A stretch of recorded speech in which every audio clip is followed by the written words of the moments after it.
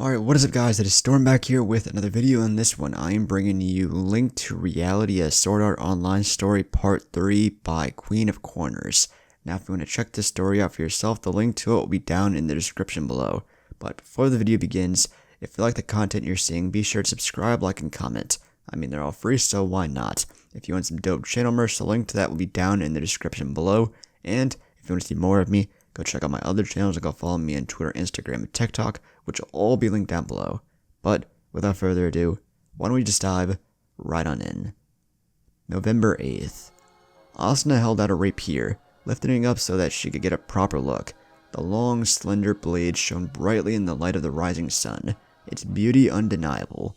It looked as though it was made of silver, and unlike the last one she'd used, this one lacked proper protection for the hand. Instead, there were rings extending from the crosspiece in elegant fashion. It would still protect the hand holding it, unless somebody managed to perform a very precise hit. "How much do you say it is?" she asked the leprechaun boy selling it. 52,000. Asuna took a deep breath at that and looked up at the blade with a whole new sense of appreciation. It felt light and natural in her hand, but also firm and mighty. "It's okay," the boy said quickly. "You don't have to act interested anymore. God knows I've seen enough people do it." Asuna wasn't acting though. She frowned lightly and without letting go of the sword asked, "Why is it so expensive?" "The stats ended up being higher than planned," the boy explained. "It's player made, so stats are generally random, but it ended up being a whole lot stronger than intended." "I see, that makes sense. Why are you selling it then, if you don't mind me asking? It is a really good sword." The boy gave an awkward smile and scratched the back of his head. "I tried using it a bit, but it's hard. Switching from a two-handed, double-edged longsword to a one-handed rapier. I figure I was better off sticking with what I knew and selling this. There aren't many people interested though, since it's a really high price. Some gave up, others tried to get me to lower it, but I won't. This is actually the third territory I'm visiting since I've started traveling in order to sell it." Asuna looked from the rapier towards the boy, then from the boy to the rapier, assessing the little bit of information that she had. There was a history behind his possession of this sword.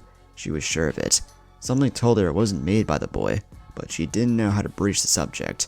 Asking bluntly would be impudent of her, and asking why he set the price so high might make her look overbearing. She had already made her decision. Nothing he said could make her change her mind, and he seemed pretty desperate to sell anyway. "I'll take it," she said with a smile. The leprechaun boy's eyes were wide as tennis balls and were coincidentally of the same color. "Really? It is a beautiful sword.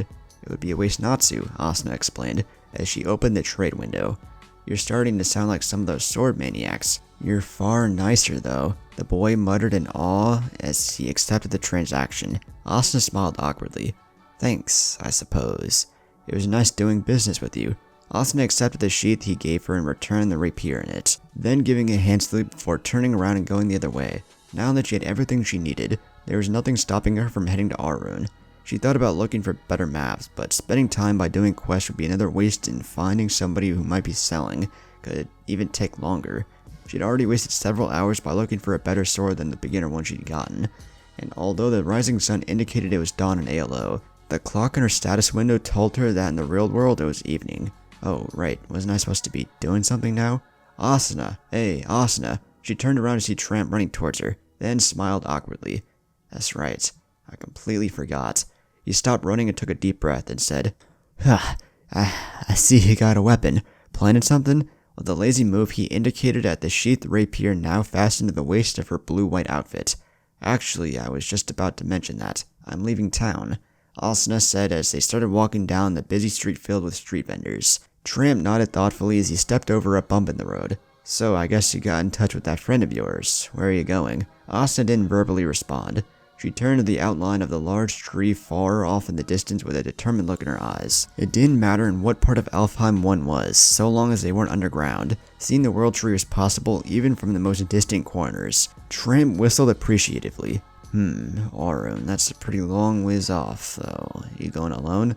"I was intending to, yes. And I suppose you won't mind if I keep you company. You're a total beginner. You wouldn't even reach the Butterfly Valley without somebody watching your back." "Thanks for the vote of confidence," Asuna thought. Instead, she said, "I can take care of myself," trying to sound as reasonable as possible. Didn't seem that way when you lost half your HP because of your bad flying skills, he pointed out with a chuckle. Asuna stopped walking, stomping her foot against the ground. It was my first time, I assure you, I'm much better now. Tramp regarded her with a short, amused look. So you are, huh? He smirked. Or so you think. I know, Asuna insisted. Then I don't suppose you would mind me testing it out. Asuna blinked at the window that popped up before her right that second and looked up at Tramp's confident smirk. You want a duel? She asked in a dry voice. Here? Now? Do you mind? We can do it somewhere else if you'd like. I don't particularly care about where.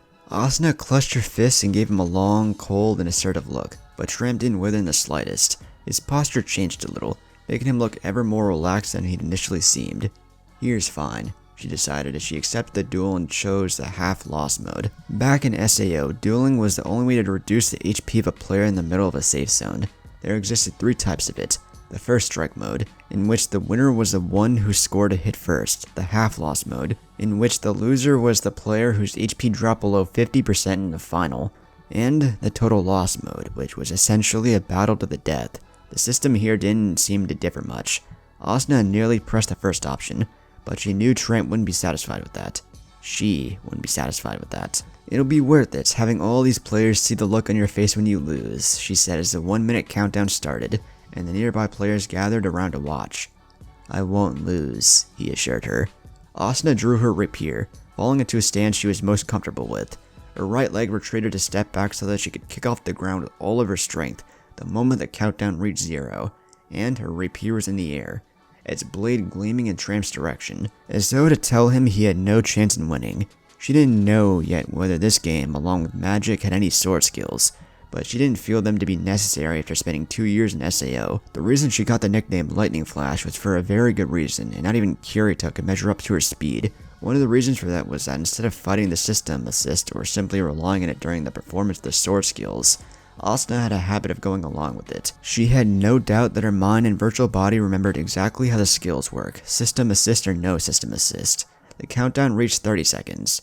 If I win, you delay your trip to Arun a bit and help me finish that quest in the East Forest, Tramp suddenly said. And if I win? Asuna asked carefully, after just looking at him for a few seconds, trying to understand what he was thinking, but it was pointless. I go with you, but you're in charge. That's fair, no? I can work with that. 10 seconds.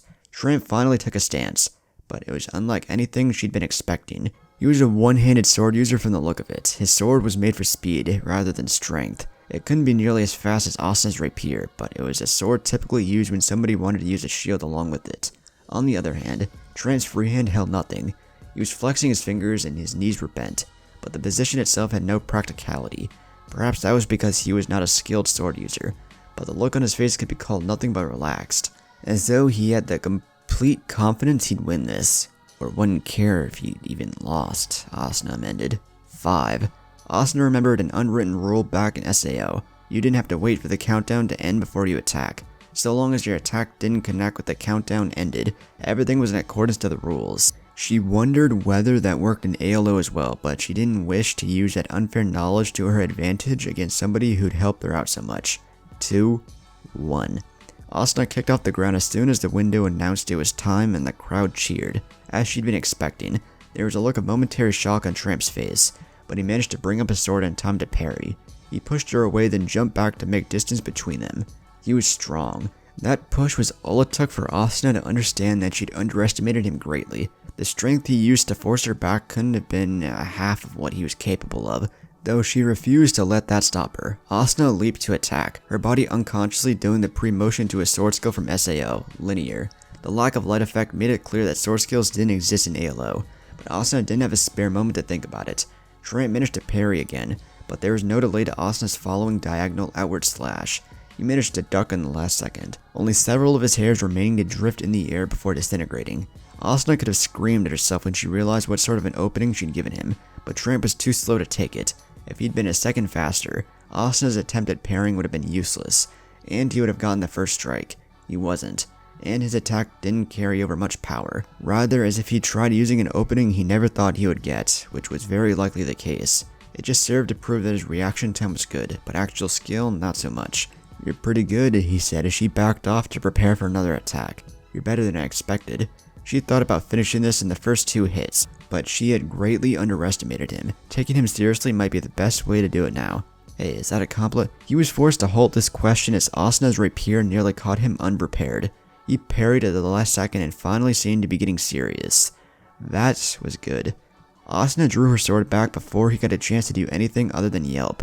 Then she put all her strength into performing what should have been a one-handed sword skill, back in SAO. A diagonal slash named Slant. Tramp's unsteady stance from his previous block stopped him from parrying, and although his hand did not let go of the sword, he was completely open at the front. Twisting her wrist to the best of her ability, Asuna changed the direction of her sword and managed to thrust her rapier, hitting him straight into the chest.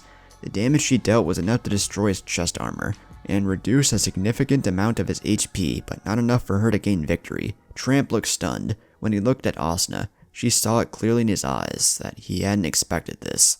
That look was gone quickly. "Is that how you want to play?" he asked with a smirk. "Good." What followed were several words in a language Asuna never heard before, and several fireballs came in her direction. The fireballs weren't very fast, but it was the surprise of seeing Tramp before him that what slowed Asuna's reaction. She managed to get out of the way for the first and the second one, but the third one came too fast. As her only way of defense, she lifted her rapier and tried cutting through it, but the fireball exploded on impact with her weapon and the force of the explosion sent her flying. In the high corner, Asuna saw several of her hit points were gone. Only then she noticed the fourth attack coming straight at her unprotected chest. "How'd you like that, huh?" Tramp shouted triumphantly. She managed to keep herself from falling by bending forward and slowing down by using her free hand, but the attack had taken away her precious HP, leaving her only several points away from the yellow zone, and consequently her loss. Frowning, Asuna used the chance provided by her position to propel herself forward at even greater speed. If he continued using magic against her, Asuna realized she was going to lose. The very thought seemed unnatural to her as Tramp lacked absolutely anything that would be called a skill with a sword in the broadest sense, but magic was a variable that she had never encountered before. Slashing through it obviously wasn't going to work, so she needed some other plan to finish this quickly. She reached for her controller on the off chance she might get advantage from being in the air, but the following magic attack scorched her left hand before she could have done it. Her momentum gone, Asuna toppled down and managed to keep from falling solely by relying on her knee. She looked up to see Tramp reciting another spell and her HP a single point away from losing the duel. Renewed determination took form inside of her. "No way, I'm not going to lose." She leapt forward, her body moving on its own, initiating what in SAO would be a sword skill named Star Splash. Her fist thrust was met with a hasty defense that would have rendered her attack useless if she were back in SAO, where sword skills could be interrupted if the sword was pushed out of its route. This was not SAO. There was nothing to stop the following 2 thrusts, and even though Tramp tried, he failed. What followed next was Asuna crouching low, setting 2 slashes at his undefended legs. The armor was destroyed and some damage was dealt, but Asuna wasn't finished yet. She jumped, performing 2 strong jabs, one high and one low, against which Tramp was completely undefended. Then she poured all her strength into the final stab. He managed to lift his sword and even level it at the place where Asuna was going to hit, but as Asuna's rapier hit with all her strength pushing it forward, nothing stopped it from passing right through Tramp's weapon and into his chest. Asuna drew it back immediately and returned it into its sheath, thankful that Tramp's sword was the one to absorb most of the attack power, but combined with their previous hits, the last stab of hers just finished the duel. Tramp stared at the broken sword in his hand while the other broken half dispersed into rainbow-colored polygons, then disappeared. The remaining half was gone a second or so later. Somewhere above their heads, a notice about the winner of the duel appeared, and the sounds that Asuna had habitually tuned out before now came back with full force. Everyone present were either cheering or shouting something, but she wasn't listening. She was looking at the face of the 15, maybe 16-year-old Undine player as he still uncomprehensingly looked in his empty hand. "Are you okay?" she asked hesitantly. His HP was in the red zone, but that could be recovered. She wondered if perhaps she'd overdone it though. He would have lost just by parrying her final attack. She probably shouldn't have broken his sword. Tramp looked up at her, eyes wide, blinking several times. He tilted his head and then quickly shook it. Wow. Just wow. The crowd was starting to disperse now that the duel was over, but Asuna heard several people yell out, "Good job, girl," or something of the sort. A few remained, still watching in curiosity and amusement of what was going to take place. Asuna herself wasn't certain what to think because Tramp wouldn't look at her, but once he did, she saw something she vaguely recognized. having seen it on other people's faces before, usually just before the troublesome situations happened. Admiration. A whole lot of it. Unconsciously, she flinched back, realizing what was to come a moment before it did. Wow, Asuna. Amazing. Just, what was that? For a moment, you were there, then you were up, then down, then you were just broke it. My sword. How'd you do that? I created a monster. Asuna took a step back, her fingers itching to reach the hilt of her rapier, as Tramp took several steps forward. Her eyebrows twitching, she was half expecting him to grab her hand, vowing she'd sever it, even if it killed his avatar if he dared to, but he stopped and groaned. I can't believe I lost. I figured you'd be good, but damn, you're just like, whoa. Anyway, give me a few minutes to log out, I have to do something. But then I'll be back and we can get on our way to the world tree. Asuna never got a chance to say anything as he opened his status window and disappeared. She blinked, realizing she was still standing as though she was preparing to draw her weapon. Flexing her shoulders, she forced her body to relax while she waited, her mind blank except for a single sentence. What just happened? Excuse me. Asuna turned to her left to see an Undine girl standing there, an awkward smile on her young face. Her hair was of a similar shade like Asuna's, blue, but it was much shorter and tied in two tails falling over her shoulders, while her disheveled bangs nearly fell in her eyes, completely obscuring a large part of her face. The clothes she wore were of brown and lavender shading, unlike most of the Undines, insinuating that it was either player-made or specifically designed, and she was a little less than a foot shorter than Asuna. Yeah, Asuna murmured, wondering what this girl could possibly want from her. My name's Ame. I really wasn't intending to eavesdrop, but I heard you and your friend talking about the world tree and, well, I was wondering, can I come along? The group I used to party with is far more focused on staying either in this territory or the imp territory in the south, but I'm not really that interested in PvP, so can I please come with you?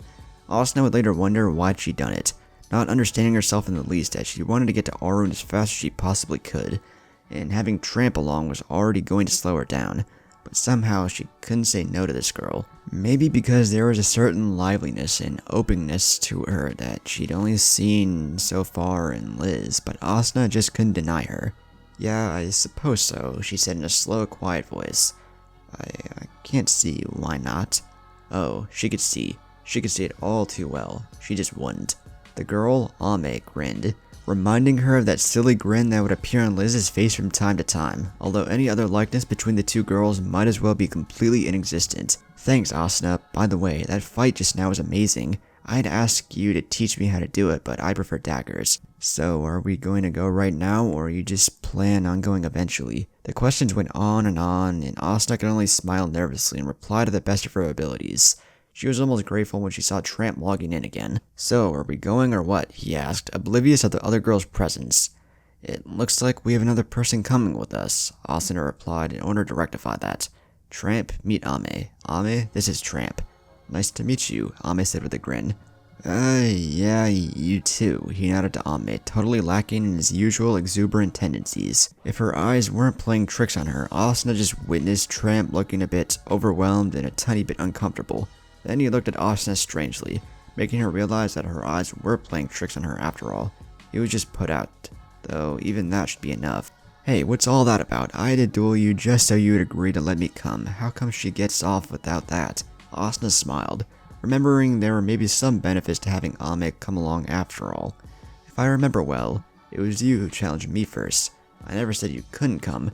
But that's perfectly fair, Asuna interrupted him. Unlike you, Ame at least remembered to ask nicely without trying to make me feel inferior. Now are we going to go or what? Tramp stood rooted to the spot with his mouth half open and Asuna just sighed as she passed by him. Ame followed, looking back at him in curiosity. Strange. I was thinking he wanted to go, she murmured thoughtfully. Asuna glanced back to see him still standing, even as they walked further and further away. She sighed in resignation, then shouted, "Come on!" It seemed to be enough to shake him out of whatever fit he'd fallen into, and Tramp nodded, then jogged to catch up with them. Ame lifted her fist high in the air with a cry. To the world tree! Her pace accelerated and she went on ahead, leaving them several meters behind. Asuna and Tramp's eyes met, the looks on both their faces that were of utter bewilderment. Please tell me she's not gonna stay that way until the end. It's embarrassing, Tramp pleaded. Asuna could have replied with something akin to that, having for a moment shared his opinion, but she preferred to smile and say, "Now you see how I felt with you around." "Nah, you're just being mean now." Asuna chuckled. Without answering back, she grabbed her flight controller and launched high up in the air. 愛してる